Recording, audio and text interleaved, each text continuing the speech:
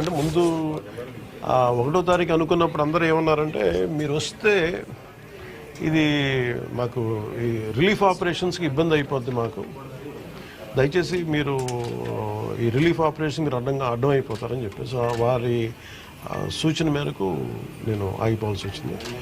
ఇప్పుడు కూడా ఒకసారి వాళ్ళ నిర్ణయం తీసుకొని వాళ్ళు టేక్ ఎ కాల్ వెళ్తే అది సహాయపడాలి, కానీ మళ్ళీ ఇంకొక కేయాటిక్ మీకు తెలుసు కదా, అందుకని దాన్ని దృష్టిలో పెట్టుకుని కొంచెం ఆలోచిస్తా చటపాయిస్తున్నాను. అంతకుమించి లేదు, కొంచెం ఇబ్బంది లేదంటే ముందంటే మెయిన్ అధికారులు పాపం గత 72 గంటల నుంచి వాళ్ళు నలిగిపోతారు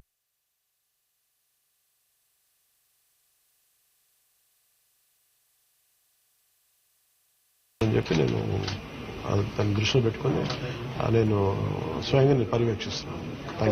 4 రోజులుగా పవన్ కళ్యాణ్ ఉప ముఖ్యమంత్రి రాలేదు, ఎక్కడ వెళ్ళని చెప్పి విపక్షాలు ఆరోపణ చేస్తున్నారు, బాధితులను పట్టించుకోలేదని చెప్పేసి ఆరోపిస్తున్నారు.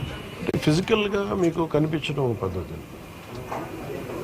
అంటే వాళ్ళు ఏమనుకుంటారంటే నేను బోట్ వేసుకొని రెస్క్యూ చేయడం కుదరదు కదా, బాధ్యతలు లేకుండా ఎందుకుంటాం, అది ఏంటంటే అనాలి కాబట్టి అంటమే తప్ప.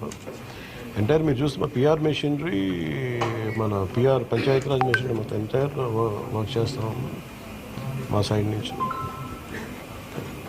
అట్లేం కాదు సార్, ధైర్యం చెప్పని కూడా రాలేదని చెప్పేసి వాళ్ళు ఆరోపణ చేస్తున్నారు కదా,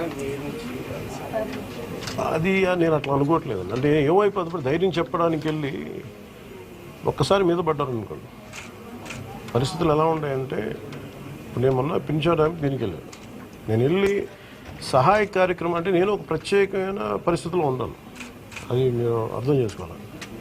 ఇప్పుడు నేను వెళ్ళి కూర్చుంటే వెళ్ళిపోదని రెస్క్యూ ఆపరేషన్స్కి ఇబ్బంది కలగకూడదన్నది ఒకటే నన్ను, ఆ సూచన ఒకటి నన్ను ఆపినాను, అంతమించి వేరే అనుకోలేదు. Thank you.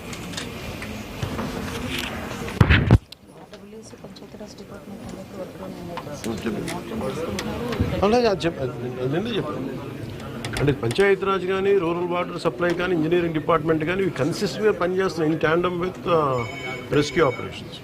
సో దాన్ని కూడా మీరు దృష్టిలో పెట్టాలి. సార్, హైదరాబాద్ తరహాలో ఇక్కడ చెరువులు అవన్నీ కబ్జాలు అవుతున్నాయి కదా, వాటి విషయంగా ఏమైనా మీ గవర్నమెంట్ దృష్టి పెడుతుంది? ఇప్పుడు ఇది సక్సెసివ్గా ఇప్పుడు మనం అంటే దీంట్లో ఒక ఇది ప్రతి ప్రభుత్వం తీసుకోవాల్సిన బాధ్యత ఇది. ఇప్పుడు దీంట్లో ఆల్రెడీ చెరువుల్లో కొంచెం నాలాల్లో కట్టేసినవి ఉంటాయి. అసలు ముందస్తుగా వ్యవస్థలు కనుక చాలా బలంగా పనిచేస్తుందంటే పర్మిషన్స్ లేకుండా ఎప్పటికప్పుడు అది ఒక విచిత్రమైన పరిస్థితుల్లో అందరం వదిలేస్తాం, నీళ్ళు రావట్లేదని. ఎఫ్టీఎల్లో ఇప్పుడు మన హైదరాబాద్లో కూడా చూస్తున్నాం కదా, ఫుల్ ట్యాంక్ లెవెల్లో ఉన్న చోట్ల రావులని చెప్పి లాస్ట్ 20 yearsలో రాలేదని చెప్పి ఇల్లు కట్టేశారు. ఎప్పుడో సరదాగా అది ఎప్పుడు ఈ జలవనరుల శాఖ ఎప్పటికప్పుడు ఇది కట్టద్దు, పర్మిషన్స్ ఇవ్వద్దని అంటుంది మళ్ళీ, కానీ దాన్ని స్థానిక మున్సిపాలిటీలు కావచ్చు, కార్పొరేషన్స్ కావచ్చు ఇచ్చేసిన పరిస్థితుల్లో మీరు హైదరాబాద్ చూస్తున్నారు. మనకు కూడా అలాంటి పరిస్థితులు ఉన్నాయి. ఇది సక్సెసివ్గా జరుగుతూ ఉండింది. దీన్ని ఎట్లా అడ్రస్ చేయాలనేది ఇది ఒక సోషల్ ఇష్యూ కూడా అవుతుంది. సో దీన్ని ఎలా చేయాలి, కొంత ఎడ్యుకేట్ చేసి, కొంత అవగాహన తీసుకొచ్చి, ఒక ప్రత్యామ్నాయం కల్పించి దీన్ని ఖచ్చితంగా అడ్రస్ చేయాలి, భవిష్యత్తు ఖచ్చితంగా అడ్రస్ చేయాలి.